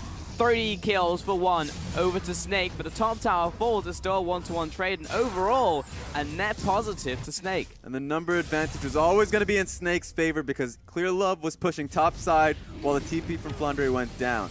And it was a really solid play and kick from SOFM to set Zet up and kill, or to die. And so OQ got the kill for himself. So he's now 2-0-2. Kalista is pretty damn fed at this moment in time. What it will mean is Snake are slightly out of position for the Herald, so Clearless should be able to pick this one up and gain a little bit of tempo back if it can get a tower off that one. And it would put them back into the lead, but well played by Snake here as EDG. It did look good for them initiating under this tower. Yeah, and they go straight onto Zed. Mako was trying to create a front line for him, but it's not going to happen. Also, the TP coming through Flandre was really solid too. One big worry was that Snake didn't want to get flanked at all, but they were able to just kite it all the way back. So Mouse coming in for a countermeasure, or like to counter the dive coming through, did not work at all. Meanwhile, in the top lane, Klilov called out. I don't know if he picked up the Herald. He did pick up the Herald, so at the very least he got that consolation prize, but this could be converted into a top tower now from Snake as OQ brings in the minion wave. And you know what? If Snake can keep up this pressure, it doesn't really matter if Clearlove has the Rift Herald for himself because he's going to set it down pretty damn deep into his own side of the map, so it's easier to kill. Yeah. So now Snake can pull this pressure through. They already have the second tower for themselves. They push really quickly, and Flandre is clearing out this wave. Wave's gone. So keeps up the chase as Mouse is kicked right into the team. It's the 1-2. As Mouse will combo break that one, but Crystal, the flash, the flay, the kill from SFM. Anybody? Oki with a pierce. And that finds that one as the push continues in the top lane. Mechanical outplays across the board. It was not so long ago that we were talking about EDG playing the early game so well, but SOFM blew it wide open, and now they're looking towards Scout. Scout is a little too tanky for Snake's taste at this point in time, but it's play after play. And we'd said it before, Raz, unless Snake start finding these advantages in these skirmishes, the game is done for, but they stepped up to the plate. Yeah, they're already moving on to the mid lane turret. This is when you just don't have wave clear for yourself, or at least safe wave clear. Scout can do something with the gust that he has, but he has a pretty long cooldown. You have to walk up for it because he's melee. But this is what I live for. It's sad because he couldn't get the hook because he was invulnerable, just losing Skarl. Yeah, goes down anyways. Almost survived that one. But he is good to go. So yeah, jumping off Skarl makes you untargetable, unfortunately, but almost an accident by SOFM by dismounting him for doing the extra damage. Also misplay from Crystal from throwing out the hook at that time. Yeah. So it's 50-50, but it could have been the alley-oop into the hook, which would have been sick. Regardless, it's still Snake picking up those kills there, and with that tower advantage, you know, Snake are actually ahead all over the board with that Mountain Dragon. Clearlove does still have the Herald. I don't know how long left is on it, though. I would expect maybe 2 minutes to 1 minute. 2 minutes, yeah. So he's going to have to activate that soon, but it's pretty watertight. I can't see an opening right now for him to use it. And that's the worry I had a little earlier on, is that he can't really use it. The next point of focus for Snake is going to be mid. Meanwhile, bottom lane was pushed out. It's great that Mouse was able to shove that right back out. But if they put Herald topside, you don't get anything out of it. Like, there's no way they'll commit to the next turret, right? If they go push it mid, there already is a major Snake presence mid lane that's going to try and force it back. Just as punch that, but Fate's Call is up and available from OQ, so at the very least it will force OQ to pop his ult, but it's all water under the bridge as Mouse is closing in from behind. Yeah, well, that's a little bit awkward, isn't it? It's a swing and a miss, my friend. Swing and a miss, and the Observer's not going to let you have it. He's not going to let you go. Yeah. Just as punch onto SOFM. Quick kick back, but he's caught out, and Clearlove, he does damage. Herald, it's opening up an opportunity for him to take the tower. Meanwhile, Flandre, flying and dragging out the Cataclysm, really just wants to disengage from here on out. Pick up the Herald, but the tower goes down. Hook onto Cogmore, and Crystal gonna pull the trigger. Zatai in from the side, but it's the hero's entrance keeping him alive. Down goes the support, down goes the jungler and the mid tower. Big turnaround from EDG. Yeah, it was really well played from EDG. And it all started from Mouse, because he had the earlier top lane shove. Yep. Was able to move for a flank play in the tour that's mid. It was awkward, because of course he had nothing. He saw Thresh, he's like, I gotcha. Just kidding. I got nobody. But that opened up the play for Rift Herald. And what that meant was that the mid lane tower was essentially useless. It was able to knock it down to like 1 or 20 HP, something so low that Snake essentially could not walk back towards it and say, all right, this is going to protect us. It's not going to protect you at all. So Snake lose out on a lot, and it was the one opening that EDG needed for that Rift Herald to matter. And well played to EDG, because they knew that there was nothing that Clearlo could do by himself if he had the Herald, but breaking that mid tower is actually really good for them. Because regardless of it being 2 for 2 towers, the most important one is down for EDG, meaning they have a lot more breathing room, especially with the Dragon on the horizon here, Raz. And that's the big focus. Both teams are now essentially even, and the next Dragon is going to be incredibly important because it's an Earth Dragon, and it's going to be Snake who will be looking towards this. They still have the composition that will cause EDG a lot of troubles at this point. You can see Zed doesn't even have Blade of the Rune King just yet, which is why it's a tie.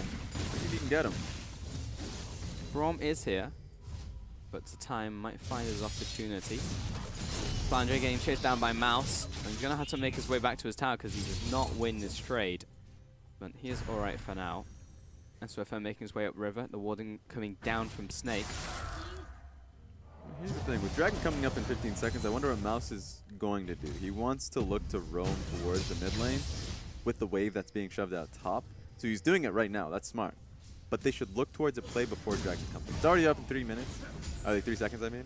But if you can look for a fight in the mid lane, which is wide open, he's already doing it. Nah, he couldn't find anything. That's smart from Snake to just back away. Kalista knew that was going to happen, just stayed away, well clear from the mid lane. Snake have a bunch of power spikes though. Zatai did complete his Gunblade. Top lane would like a full item but has components of the Black Cleaver, so it would have been nice to complete that before this fight. But, c'est la vie. OQ has his Blade of the Rune King. 3-0-2 actually. He's picking up a lot of these kills from these skirmishes, so Snake are not even in a bad shape to try and fight this one. Yeah, they're actually in a good position. They want to be able to push mid, but with that being said, Mouse is pulling the trigger into the mid lane. Scout's coming in as well. He wants to taunt up more than just the top laner, but Flange is going to take a bunch of damage. Use the Cataclysm to jump back into this back line. SWFM falls. Zatai looking for the assassinate onto Clearlo, but doesn't quite find it. And he is searching.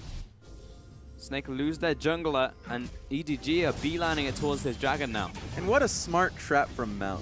Snake thought they had a good position to walk mid and have mid control, so they could get constant dragon control and pressure. Because EDG constantly had to look to force it, but the moment they walked mid, Mouse was ready to use his ulti and force the fight. So that was, thinking a few steps ahead on it. Very smart. And well played to EDG. They knew that they probably couldn't take Snake on in a full-on brawl.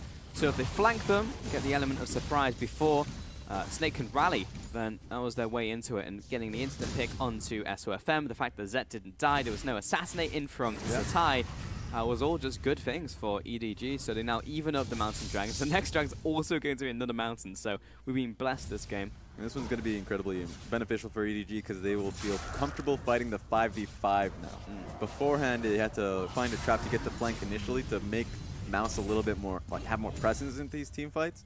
But now with Zet, he has the Blade of the Rune King. He's going to be able to get another attack speed out of Zeal into Runan's Hurricane by next dragon. So with that being said, Zet should be online for that fight. Additionally, the Black Cleaver has been completed by both top players right now. And plus, Mouse has been picking up a bunch of kills from these fights, so he's getting stronger and stronger. Mid lane going to be cleared out by Scout. As long as Galio is there, pretty unlikely that you're going to take the tower. And OQ is forced to carry on hitting him while the hook lands, following from the kick. But I don't know why you expend all these resources on Galio. It's going to take so long to kill him, if you even kill him at all. Here is entrance used on Clearlo just in case the chase carried on happening. But that was ambitious from Snake. Yeah, with how tanky Scout was, he was able to survive for so long, but it looks like they're going to be doubling down. Yeah, mid tower's still falling. It's alive just barely. The defense mounted from EDG, though Scout did have to go back to base. That being said, he just has the TP if needed. just kind of fizzles out. So this is really risky for Snake because they're starting to figure out that they can go for these picks, and that's what they're going to have to go back on as the game gets longer, that they just need to find smaller and smaller picks. It can't be on Scout because it's going to take too long, and EDG are going to be looking to collapse. But if they can get it on Mako or Clearlove or Zet, then that would be nice for them. But with the strong team fight that EDG has now, that they can push back a lot easier. EDG are ever so slightly ahead on gold, but it's more about where the gold is distributed at this point in time. OQ has gone for a Quicksilver Sash, in fact, so wants to get outside of that taunt, and where the CC is there? I guess it is just the taunt. Yeah, it would have to be the taunt. Maybe if Rom gets off a few more autos with his passive, that is. Yeah, but that's like that's the only thing, because you can't get out of the knock-up with it. Yeah, definitely cannot. So. There's no like Lee Sin kick to jump out of and instantly flash with, so. So that's why you could probably just not go for the QSS, and you can just go towards the Renans into Phantom Dancers that we've been seeing from Callista's. Yeah. But the gold that he purchased into going QSS is probably not worth it for this instance. I guess it is just for the taunt though, because if he gets taunted up and blown up by like a mouse and a clear love, then he just want to be outputting these damages and skirmishes. It's all on execution on that one. Yeah. Because he still has to worry about Mouse more than anything. That's who he's going to be autoing more often than not, with Mouse just looking to clearly dive into him. And Scout's entire purpose in this fights is just protecting Zed. Now, obviously, Scout is going to be looking for taunts whenever he can. Sure. Looking for taunt plays, but he wants to be able to protect Zed from the dives of Flandre and Zetai. So we'll have to see how the team fights actually play out. I would be interested in how often OQs are going to be able to use this, or at least is looking to use this QSS.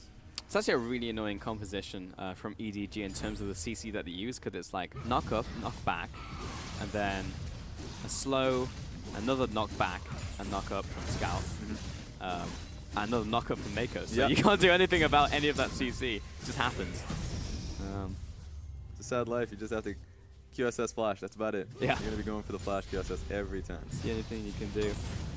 It's also a little known fact that you can also QSS Lee Sin's kick while you're flying, and then if you button mash a movement ability like a flash, you can actually get out of it. But it requires like literally frame perfect. A lot of the AD carries here in the LPL can do that really well. I love seeing how often like, AD carries here could, well, if they get immediately flash kicked by Lee Sin, it's like, well, I'm not even, it doesn't happen. Essentially, I'm already flashed out, so you didn't even have enough time to deal the damage while I was flying into your team. Yeah. So it is one of the risks from Lee Sin if he goes on top of an AD carry with QSS, but more often than not, it is usually okay because someone else to double down on the CC. Yeah. One thing that's interesting in the builds happening here, with now SFM going a lot more defensive here. He's going for the Maw, which is, I guess, Kog'Maw's doing mixed damage, but I'm more interested in the fact that we're having the double locket that's being built out here. Locket going to be built on Crystal unless if he veers off to the left with another item, and SOFM's going for it himself. So it's going to be, I want to see how it's being used. I think there's going to be a surprise with Crystals, because I don't really like the double locket unless you're going into double AP. Yeah. So he might be building into, I want to see. Does Banshee's Banner? Yeah. I think Banshee's Veil builds off that, if I remember correctly. People don't build it as much as often, so it's always so difficult to see what it builds into. It's an AP item, I would have tank item. Yeah, I just feel like I would have expected maybe like Crystal or SOFM or one of them to have picked up the Redemption instead of that, because these don't stack. The shield is halved, whereas if you go the Redemption, similar thing, but if you get one of each, then you're just getting full value from both. So I agree. Yeah, it might just be. It might just be a banner pickup. Yeah. And if you go Redemption, you just lock yourself up in not having a lot of resistances for yourself, and Crystal's going for it. But yeah, as we say that, Snake, once again going in for a Baron fight. I've seen this one before, but it was in a different game. Baron is dropping low here as entrance comes in, and EDG have taken control over the pit. The flag drag to relative safety. Flandre is alive for now, while Scout saying, hello, team. I would like some assistance on the Baron right now. Just punches it. But here comes Zet. Should be able to take this one down. Clearlove just need to confirm this with the smite. Mako kick into the pit. SOFM jumps in, but he's a little too late. And in the wrong place at the wrong time. SOFM goes down, and the Baron secured by EDG. And this is all too reminiscent of Game 1. And Snake, this is the second time they think they can catch EDG sleeping, and they're like, maybe this time around it won't work out in that favor. In fact, we have Callista. We can take the smite 100%. Not gonna happen when EDG just shoves you off the Baron entirely. And Scout just sticks in the pit to keep the Baron alive so it doesn't heal back up. So EDG, once again, plays it all too well. And Snake are like, we've just been read. This wasn't, yeah. Raz, Snake, you know what they need? What do they need? Is a plan B. They always have a plan A. And then when that goes wrong, they have no idea what to do. Yeah. Because they were committed to the Baron. They saw EDG on the few wards that they had deep into that jungle, and they were like, all right, we're committed. Yep. We have to go in now. There is no plan B. There's nothing else that we can do. Here's what's sad about this. There is a plan B, but it's very much the same to the plan A, which is why it's so hard to distinguish between both of them. I'm just saying all you have to do is just have a plan to get out. Oh, that's never going to be the plan for Snake. I know, yeah. But if they had that, it would be okay. Like Crystal could jump over the wall, toss yep. a lantern, everyone else flashes away. Like you have a bunch of characters on this team who have jumps able to get over that wall, but that's true. They just hard commit every single time. That's true, but they feel the need to, because if they back away entirely, they lose Baron in their minds, and that's very much true. They'll lose the game, right? It feels very difficult for them, especially a strong team-fighting team of EDG, and with a strong team-fighting comp with Baron. Like, that in and of itself, that's a death sentence. SOFM's still going to try for it, though, and that was a great alley-oop right into the hook there from Crystal, and they take out Zed. This could be a great fight now from Snake as Mouse comes in for the flank. Scout still zoning away, but Zatai unloading on top of Scatterball players. He needs to save that combo for someone else who isn't a magic-absorbing Colossus. Here comes Flandre once more, but he's dragged in, locks everybody into the pit with him, but he goes down. He was definitely trapped in with the enemy team as Crystal will have to jump away. Here is Entrance, locks up a couple targets as the chase continues to Mouse. He goes down off of Skull, but that's just one member off the team while everyone else is just picking up kills left and right. Zatai and SOFM, the only remaining members to tell the tale what happened in mid lane. 3 kills to EDG. The mid tower goes down. Mountain Dragon also went over to EDG, so these towers are literally paper to them. And that was a triple kill for Mouse. This has been the Kled game of his life. He may have found a new champion. And you think it looks bad for EDG because of that excellent kick from SOFM into the death sentence from Thresh. They immediately take out the hyper carry, and you're like, all right, let's move forward. But Zatai doesn't have the damage. Scout is positioning so well. Clearlove is just zoning the backline with his W, just completely slowing them, chunking them. So Zatai and Crystal couldn't really do anything about it. And then this is when EDG turns it back. A double kill for Mouse. And of course, just gets himself the last hit on the last one. So now he is 6, 1, and 3. Mouse is loaded. It's the LPL pick. It works for every top laner apparently. Is Flandre, man, he just wanted the Grump. And you know what he got instead? He got Clearlove, who is eating him alive. Oh, that's not a good... And here's Scout as well. So, yep. I mean, yeah, he literally just respawned as well. He did. So, he's going to go back to the Death Chamber and have to consider his actions. He thought he saw the light with that lantern. Went into death. Nah, just another person who was trying to kill him. Timeout, Flandre. So Tai also getting chased down. Honestly, for how that model was moving, I thought it was the clone, but it was actually Zatai's real model.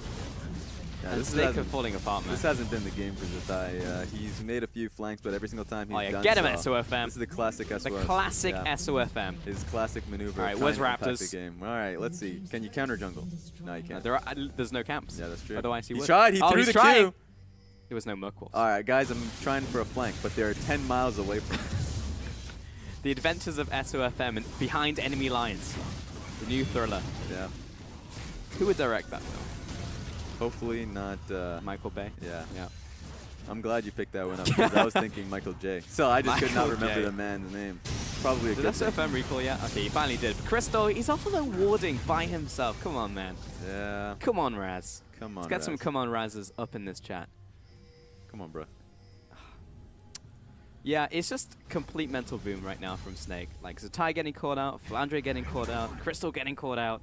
And here's the thing, in Zatai, or at least in SOFM's mindset, this game's probably over. He had the 2 kick of his life. He's just been playing so damn well this game. I know. Massive kicks in their favor. They even killed Zet before the fight even started. Oh, thank God. If that had landed. Yeah. But it amounted to nothing. Clancy just wants to play League of Legends. That's all he wants to do. But Mouse is always there to ruin his day. Push comes in the bottom lane. Top tower falls. This game is slowly ending. The curtains are coming down. Hey, nobody yelling for encore here. They're just too upset with how this game's going on with SLFM. No one wants an encore at this stage. Neko and Klilov stepping up. Another tower in the bottom lane. Oh my God! I don't know if you want that SOFM. SOFM is actually griefing in this game, as that's definitely assisting enemy team as he gives Gali with the perfect taunt onto his team. Crystal drags in Mako, and Snake needs to draw the line somewhere. It has to be at these two Nexus turrets, but if I'm EDG, I just back away. You know, job well done. We just, in one push, took every inhib, every tower, apart from the Nexus turrets remaining from Snake. So. Wrap it up, boys. Let's go back to base. Pick up some items. You deserve it. This is when I asked you the question of if the client in LAN actually allows you to report somebody. That's I want to find that one out. I'm going to ask a few people because this is the only game in which that's relevant. EDG right now, they have the game, right? So that's triple inhib. The only thing that Snake can do, and they've done this before, so everyone tune in, this is something they're going to look for at least one last stand. Yeah. He's going to be looking for SOFM skip. He's been on point so far this game in being able to nail it down for his team. He has been playing phenomenally, even though I've been joshing around and messing with this guy. Yeah, Flandre, you're going to have a bad time here. Hopefully you get out of this. Thank goodness. But SOFM has had the game of his life here. He's been playing incredibly well. He's had massive kicks. He wants to look for one again. He has to get Zet, because even though they lost the last fight when he got Zet before the fight even began, if Zet survives, he will tear you to shreds. I mean, that was just too well played by Mako, unfortunately. So as much as we talk about it, that one last play, EDG are also playing out of their minds right now. They're not going to give up this game. Zet is doing so much damage. Flandre jumps into the backlines, but promptly makes his escape. Meanwhile, everyone is dying on the side of Snake. Klilov did fall, however, but Scout simply doesn't take any damage, and Zatai just wants back to his fountain at this point in time. First Nexus turret falls, second was already dead. In fact, SOFM, all he can do is look for a kick on the spawn pad, but it looks like he used it in that last fight. Then Zed wants to pad out his scoreline onto the pad. It's going to end. Unfortunately for his scoreline, it's not going to be increased as EDG toy with their food and take a prompt 2-0 to start our day off. And this ends this episode of the neighborhood battles for Snake versus EDG as EDG gets the last laugh. And EDG needed this one.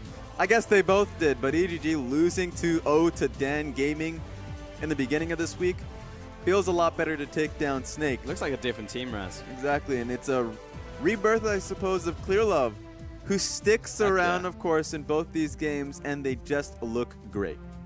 Yeah, it does honestly feel good to see a return to form for Clearlove, because last split when we saw him, he was okay. He was a passable jungler. Yeah. It was not the Clearlove that we all remember from International, but whatever happened in offseason, this guy suddenly extremely strong, and there you go, Flandre. Didn't even notice EDG were behind him, so still smiles, and good banter between both of these two teams. Of course, they are still friends, but at the end of the day, EDG taking a well-deserved bow for that 2-0.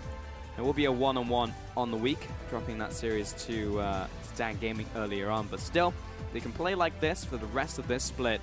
EDG will be in a fantastic position to claim a world's spot for themselves. Yeah, and that's the first step, of course. Beating Snake, hopefully get a rematch on Dan Gaming to kind of reclaim that score line.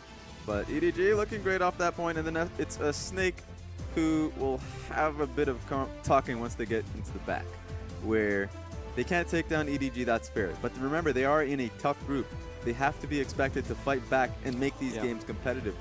It looked good in game one, but they fall into the same trap as you've mentioned. It seems like there hasn't been no growth for the team, as you've mentioned, where Snake can look so good in the early game, where they can have a really stellar pick-off or team fight, but then they only have one plan after that, where it comes to the Purple Worm and just going for desperation plays. So there we have it.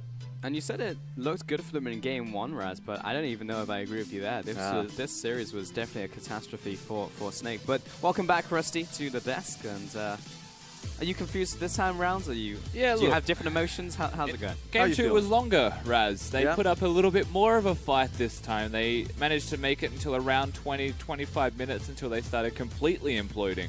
as a team. And again, a lot of that comes down to Flandre, but for the rest of Snake, I still think this was actually a better performance. SOFM and Crystal were a really good duo. The kicks were incredible, the mechanics were incredible, and the fact that there was always a hook ready means that the communication was definitely there from these guys. So when I look at Snake's team composition, I liked it. I liked what they were trying to do, but it feels like it was always going to be a ticking time bomb of can they get fed enough.